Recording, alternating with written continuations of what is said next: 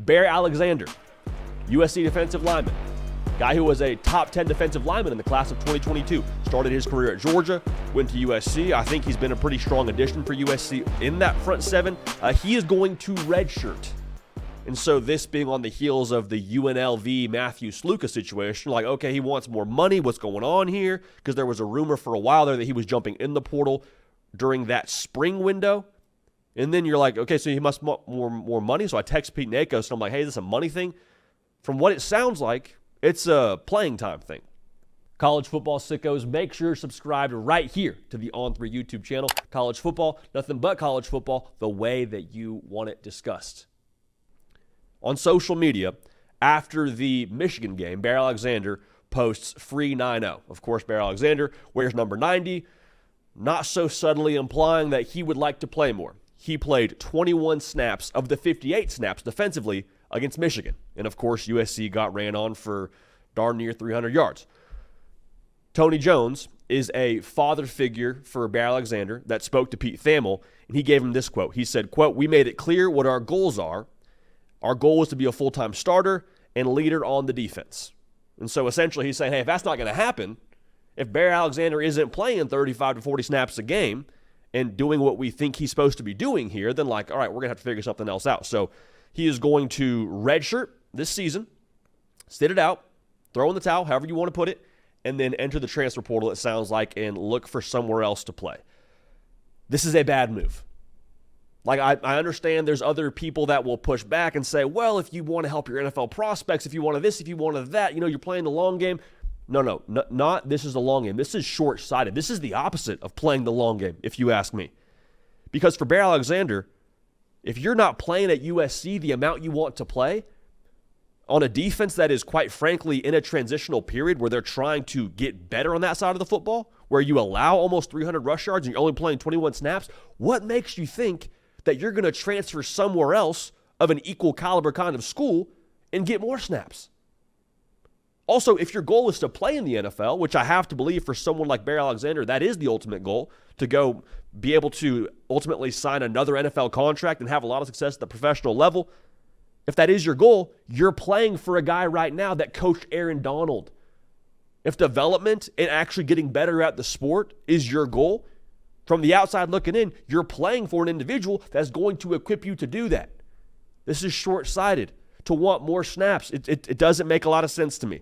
Also, if your goal, again, going back to the NFL conversation, if that's what you want to talk about here, if I'm an NFL GM, my first question for Bear Alexander is, why'd you quit on your football team 3 games in? And how many games is it going to take for you to quit on our football team? Because now we're seeing a pattern here for Bear Alexander. I don't want to be overly harsh here, but this is the situation we find ourselves in. Bear Alexander played at multiple high schools. Will now be going on his 3rd college.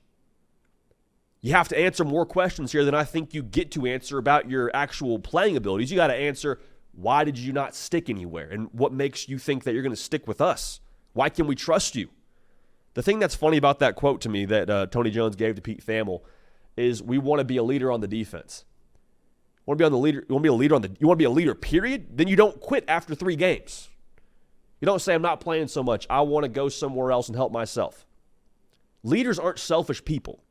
And I don't know Bear Alexander personally. We had him on the show one time, thought he was great. I have nothing negative to say about him personally, but from what this move tells me, this is a move that says, I'm worried about me, I'm worried about mine, I'm worried about my future. And everyone's responsible for themselves, so I don't want to make it seem too simplistic, but if you want to be a leader on the defense, stick it out. And I think as we zoom out a little bit here, like, I don't want to comp this to the Matthew Sluka thing so much, because I think they're different situations. And also the Matthew Sluka thing, the more we learn about it, just kind of seems like the agent sort of dropped the ball on how that whole contract situation was supposed to work, but that's another story. Just overall, as we step back a little bit on this Bear Alexander situation and where we find ourselves right now in modern college football, with guys taking red shirts before they play too many games, like, what happened to just taking a sucky situation, whether it's for yourself or somebody else deems your situation to not be ideal, and just doubling down and balling out? Like, what happened to just gritting your teeth and getting after it? Bear Alexander, if you're not happy with how much you're playing, How about you go ball out in practice, put in the extra work, talk to the coach, like whatever you got to do. And I'm not telling you that I know for a shadow or without a shadow of a doubt that Barry Alexander hasn't already done these things.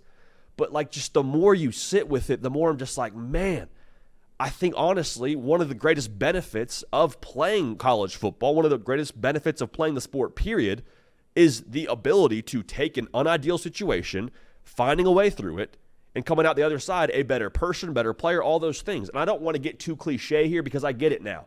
With college football, we're in a new era. NIL's a thing. The portal's even more prevalent than it ever has been before. Guys are able to take these red shirts and go somewhere else. Like there's a lot of pieces here right now that are financial and professional in nature. I totally get that. And I think we can understand that.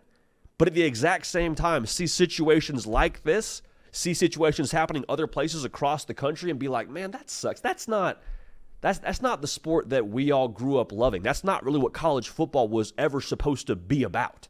And I'm pro NIL, I am pro portal. But situations like this, where you just say 3 games in, hey, sorry, y'all. Sorry, teammates. Sorry, everyone I grinded with throughout the course of spring and summer and winter conditioning that we pushed sleds together. We did mat drills together. Sorry, I got to do what's best for me. I'm out. Not a fan of it. And I think ultimately, like, we're losing a lot of the accountability that makes football so special. I said it yesterday. College football is the greatest thing in the world to me because of the team element to it. Because I depend on 10 other dudes every single snap to do their job so I can be successful, so we can be successful. And for you to say 3 games in, I'm out. Not a fan. Not a fan. And if you think that the grass is greener somewhere else after going to a third school, and it's not like he's going to a different school because, hey, I want to play at a better level of competition. This isn't like a Cam Ward situation. This is it hasn't worked different places. High school and now at the collegiate level, at least, I know for pretty good, can feel pretty confident saying that this move is not a move where it's like, yeah, I want to go play somewhere better. If you can't play at USC right now, I don't know that there's a ton of optimism about going somewhere else. All right, so not a fan of this in college football. Not a fan of us talking about voluntary red shirts when we got a tremendous slate in week 5 on deck, man. But it is what it is. Had to talk about it. And ultimately, I'll leave you with this thought on this segment.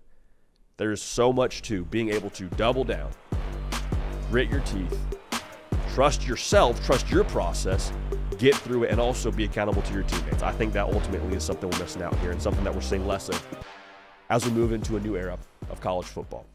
Huel is phenomenal.